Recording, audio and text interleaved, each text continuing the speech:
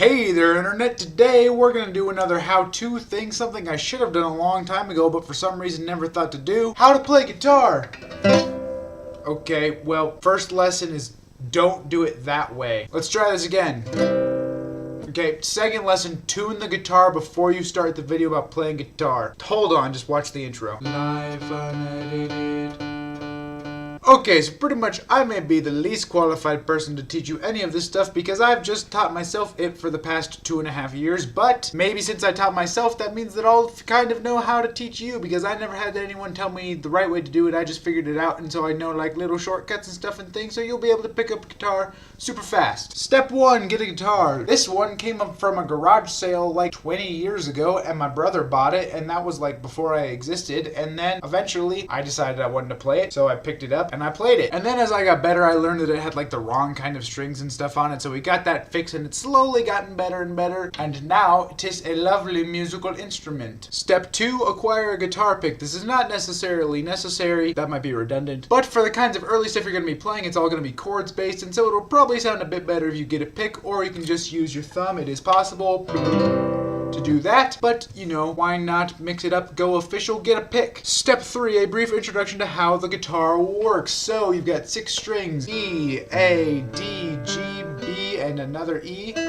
Obviously the E and the E are an octave apart, assuming your guitar is actually in tune. That should be step 3 or step 4. I don't know. At some point you should make sure your guitar is in tune. But anyway, you've got your 6 strings, and then by placing your fingers on the different spots called frets, that's what these nifty things are, you can make all the strings make different notes. So the E string all of a sudden is an F string by putting your finger on it, and then it's a G, etc. A, blah blah blah blah blah. We here in the music biz like to call that a scale. Anyway, by making different combinations of fingerings on the different strings, you can play different chords.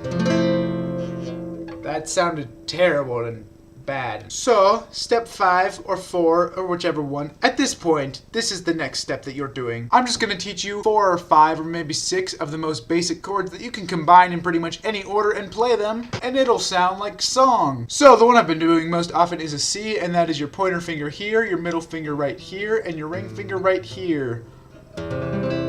E minor chord, super easy, one finger here, one finger here.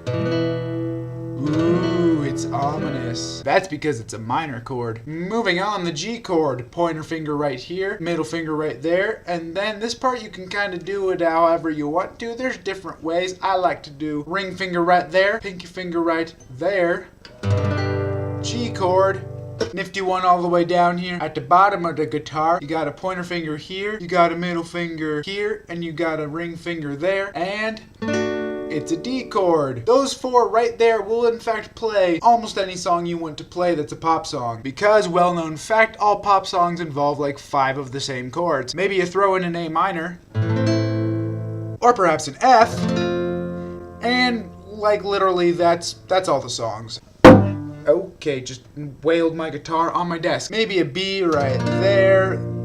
Those are all bar chords, and they're a little trickier but nifty because you can then just slide them up and they work anywhere. But that's all more complicated stuff. The important thing is you remember your C, E minor, G,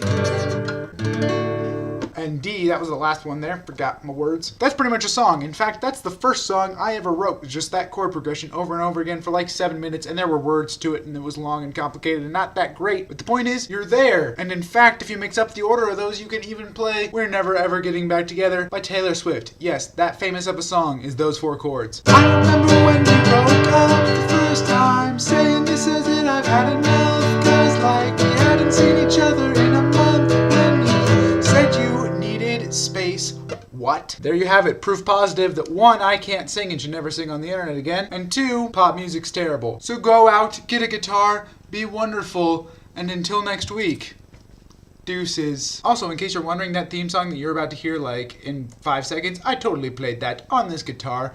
Ready, go.